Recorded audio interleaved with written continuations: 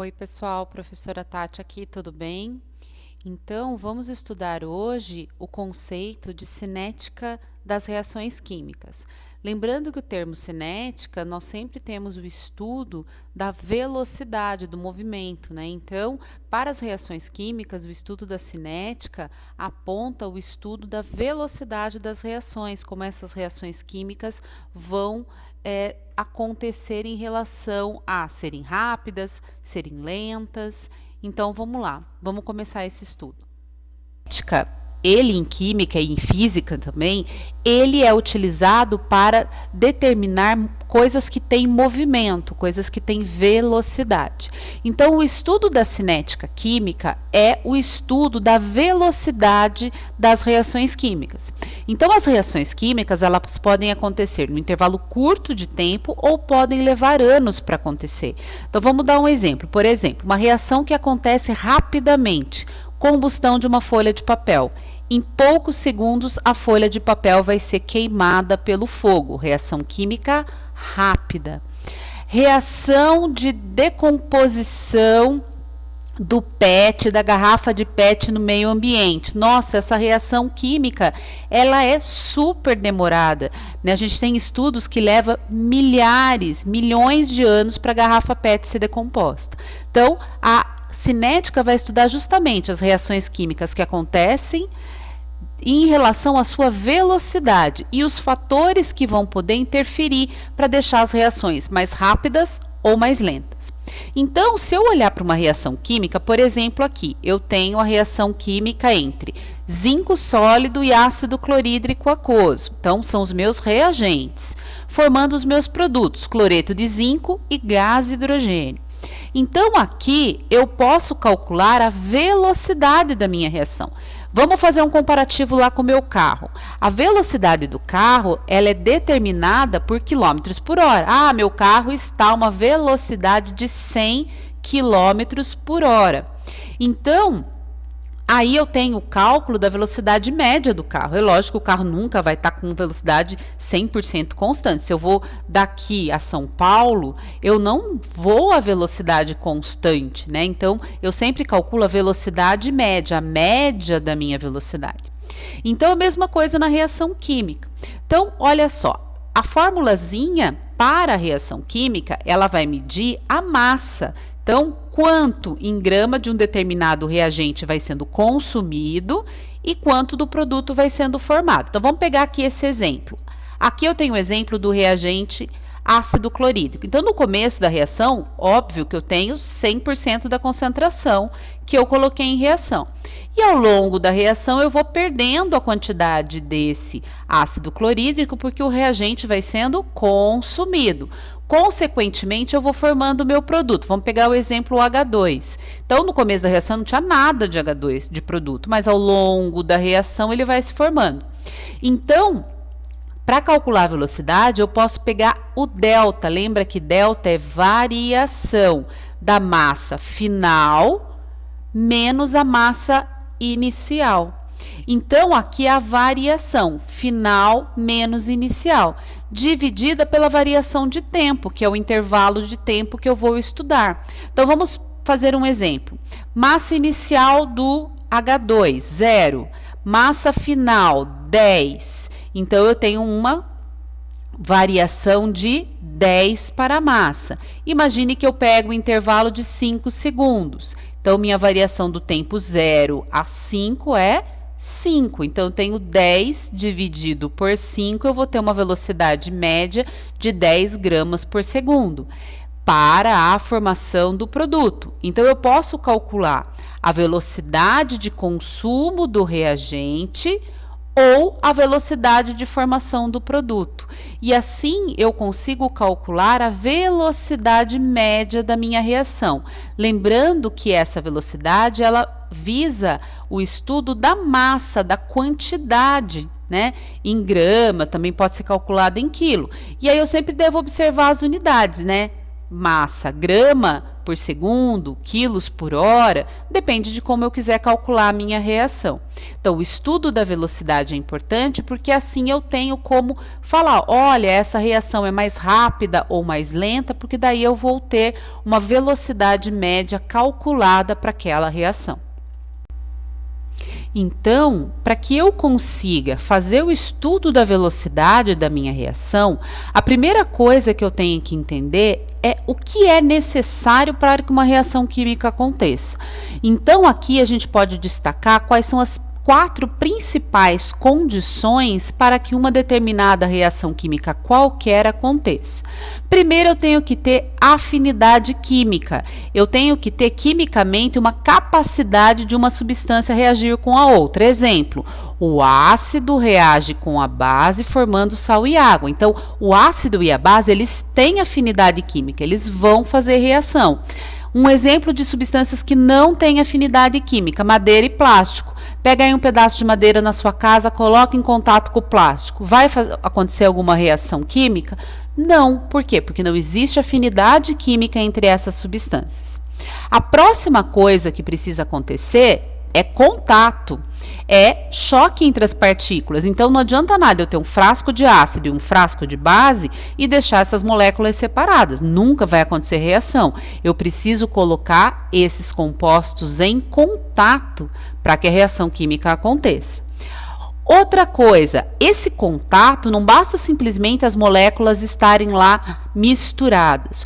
O contato, ele tem que ser o que a gente chama de choque favorável. As partículas, elas têm que colidir de uma forma favorável, de uma forma bem orientada. Para quê? Para que as ligações químicas dos compostos reagentes se quebrem e se formem novas ligações químicas. Então, aqui nesse exemplo, eu tenho as bolinhas verdes e as bolinhas amarelas. Então, aqui é uma representação de um choque favorável. Ele tem que o verde entrar em contato com o amarelo, ao mesmo tempo que o outro átomo também, para que aí as ligações químicas possam se romper e novas ligações químicas possam se formar. Nesse segundo exemplo, o choque não é favorável, porque eu não consigo fazer a quebra dessas ligações porque novas ligações não puderam ser formadas. Então, eu preciso colocar as moléculas em contato e elas em contato, elas vão começar a colidir umas com as outras. E esse contato e esse choque entre moléculas, eles têm que ser favorável para que as ligações químicas possam ser rompidas e, consequentemente, formadas.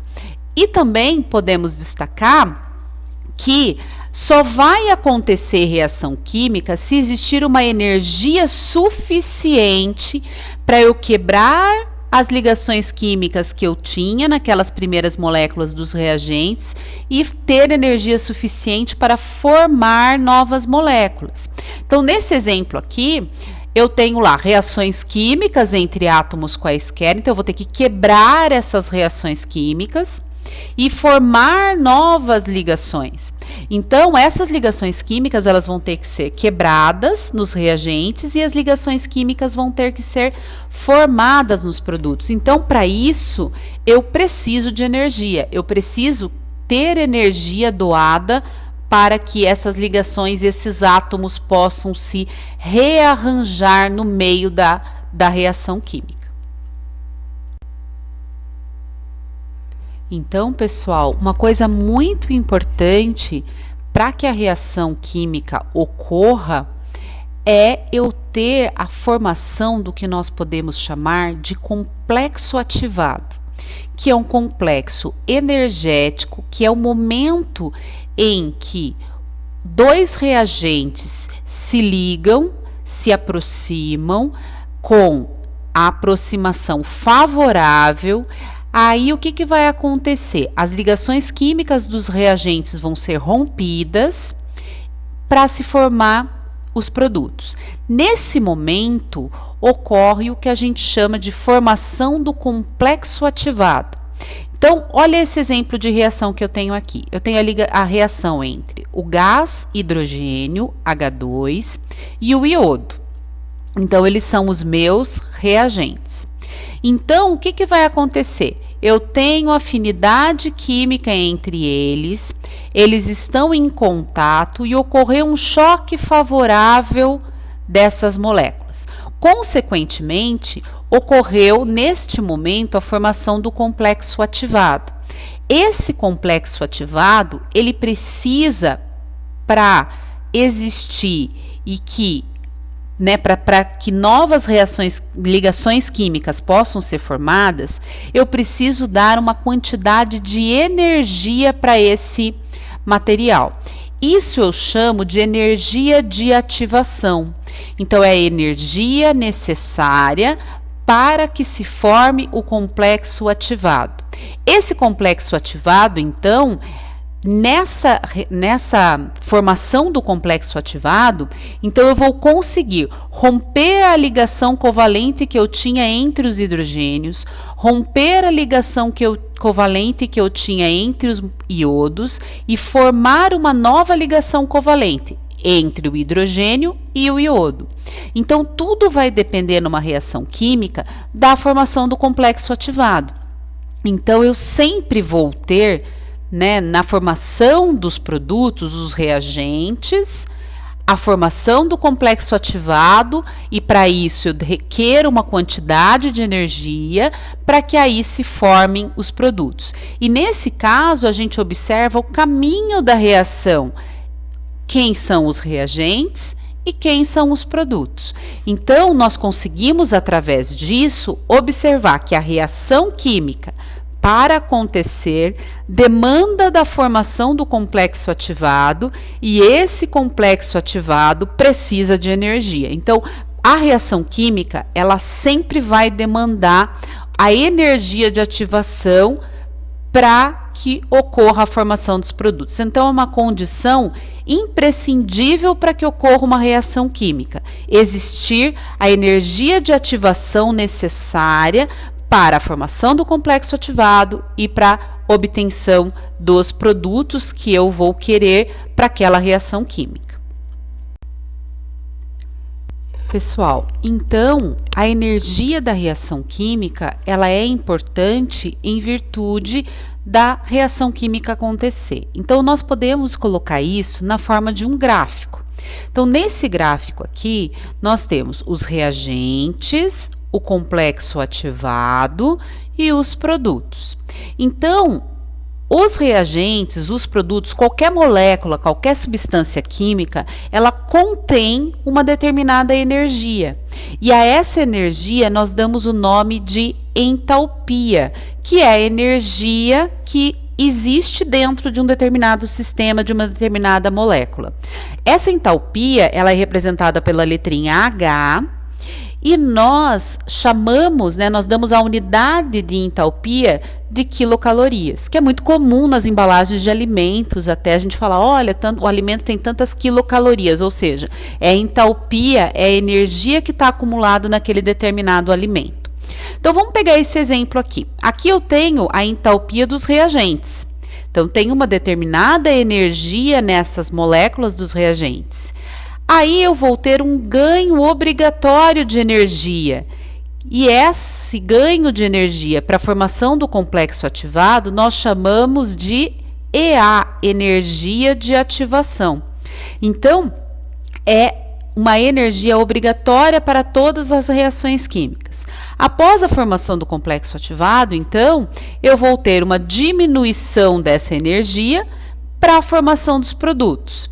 E, consequentemente, as reações químicas, elas vão ter um delta, uma diferença entre a entalpia armazenada ou a energia armazenada nos reagentes e a energia armazenada nos produtos. Então, vai haver um delta, uma diferença, que a gente chama de diferença de entalpia ou delta H. Então, a reação química sempre vai demandar desta quantidade de energia, que a gente chama de energia de ativação, e ao final eu vou ter uma variação de energia entre reagentes e produtos. Então, A energia de ativação ela é extremamente importante, esse entendimento de como isso ocorre na reação química, porque ela interfere diretamente na velocidade da reação. Então, quanto maior for a energia de ativação, mais lenta vai ser a reação química. Então, imagina, eu tenho aqui uma determinada energia, olha lá a unidade, quilocal por mol daquele determinado produto, tenho lá 2 reagentes. Então, quanto maior for essa subida de energia, mais demorada vai ser a reação química. Então, mais lenta vai ser. Se a energia de ativação for pequena, a reação química ela é naturalmente mais rápida. Então, energia de ativação pequena, velocidade maior para a reação. Energia de ativação grande, reação química mais lenta. Então, nós termos o entendimento da entalpia da reação química e da energia de ativação também vai nos ajudar a entender como é a velocidade dessa reação química em virtude dessa necessidade e dessa variação que vai acontecer naturalmente na energia entre reagentes e produtos. Então, pessoal, olha só. É importante que a gente diferencie para as reações químicas o que são processos endotérmicos e exotérmicos. Processos que vão liberar ou vão absorver calor enquanto ocorrerem em reação. Então, vamos lembrar dessas palavras. Processo exotérmico é aquele que libera calor para o meio externo. Processo endotérmico é aquele que absorve calor do meio externo.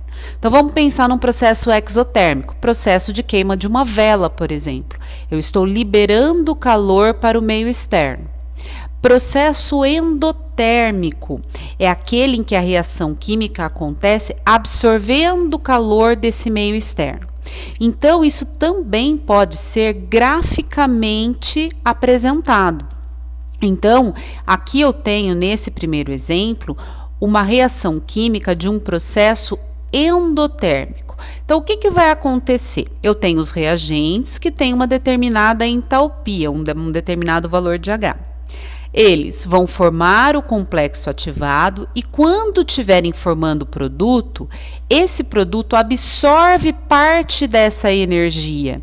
Então, ele fica com uma energia final maior do que os reagentes.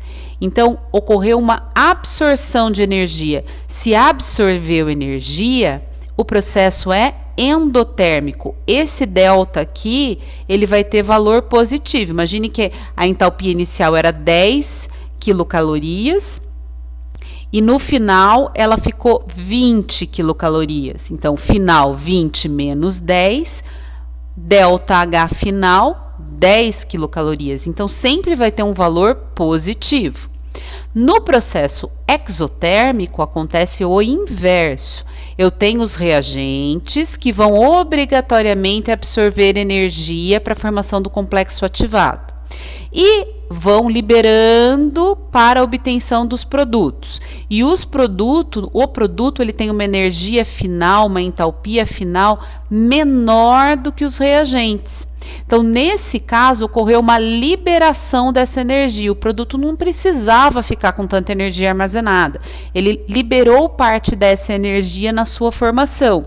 Então, imagine que aqui o meu produto, ele vai ter no final entalpia de 20. Então, e o reagente tinha entalpia de 40. Então, 20 menos 40, eu vou ter um delta de menos 20. Negativo porque a energia foi liberada. Então, é importante a gente diferenciar processos endotérmicos de processos de reações químicas exotérmicas, tá? Para a gente ter esses dois componentes bem diferenciados quando a gente fala da formação do complexo ativado, da energia de reação, que essa energia é maior, menor, a gente tem que lembrar desse conceito de processo endotérmico, processo exotérmico, que também vai estar sempre, envolto nesse nosso estudo. Já entendemos que a velocidade de uma reação química, ela pode naturalmente, né, a reação química que ocorre, ela pode ser rápida ou lenta. Mas nós sabemos que nós conseguimos interferir com alguns fatores na velocidade dessas reações químicas. Então, podemos citar algumas interferências que nós vamos executar para alterar a velocidade da reação. Então, a primeira delas seria a superfície de contato. Vamos pegar o exemplo do ferro no processo de oxidação. Então, o ferro ele se oxida formando ferrugem. Então, aqui eu tenho dois exemplos. Eu tenho um ferro em bloco e eu tenho limalha de ferro. Então, a gente sabe que a limalha de ferro, ela tem muito mais superfície de contato, porque o material está fragmentado. Então, eu tenho uma maior superfície de contato, consequentemente, a oxidação, o processo de formação de ferrugem vai ser muito mais rápido na limalha de ferro do que na barra de ferro, que só tem a superfície externa daquele bloco para ser, então, né, para ocorrer a formação da ferrugem.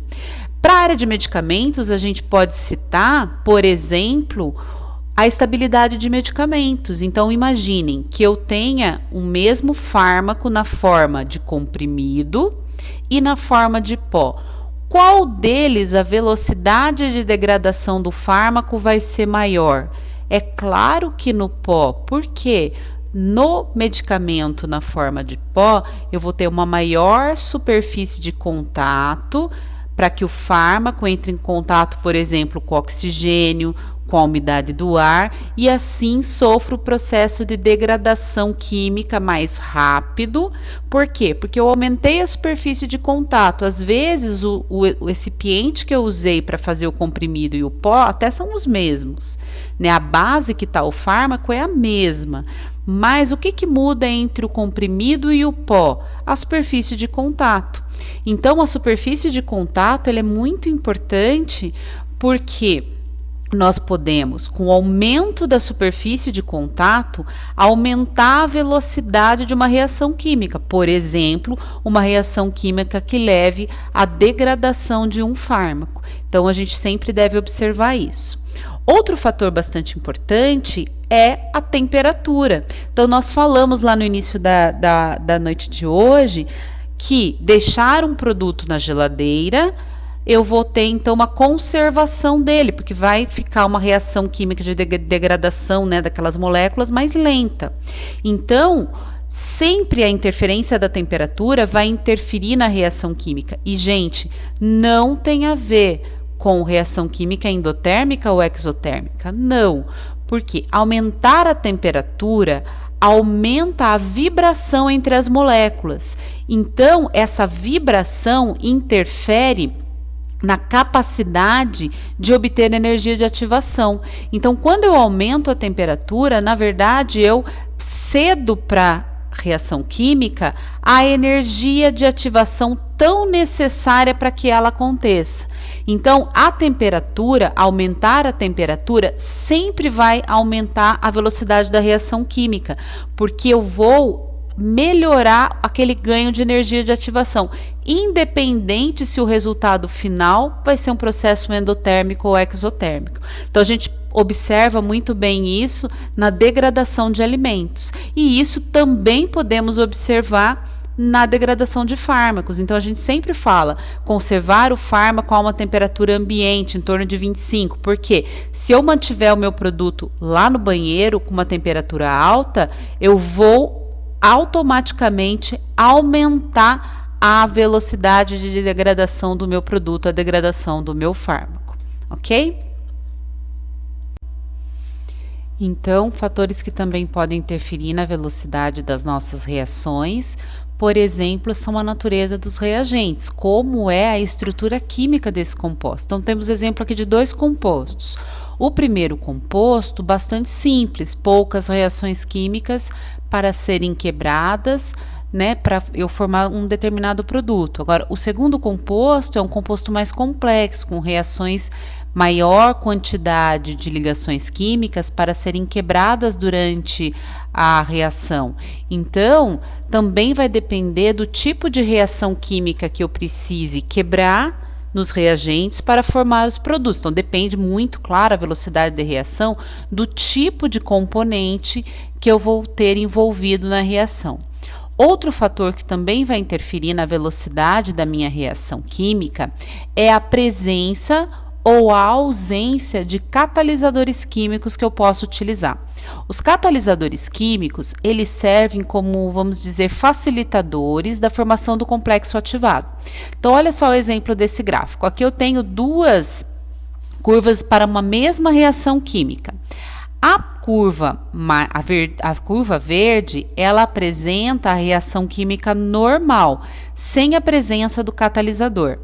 No segundo caso, a curva em amarelo, eu vejo a reação química com a presença do catalisador.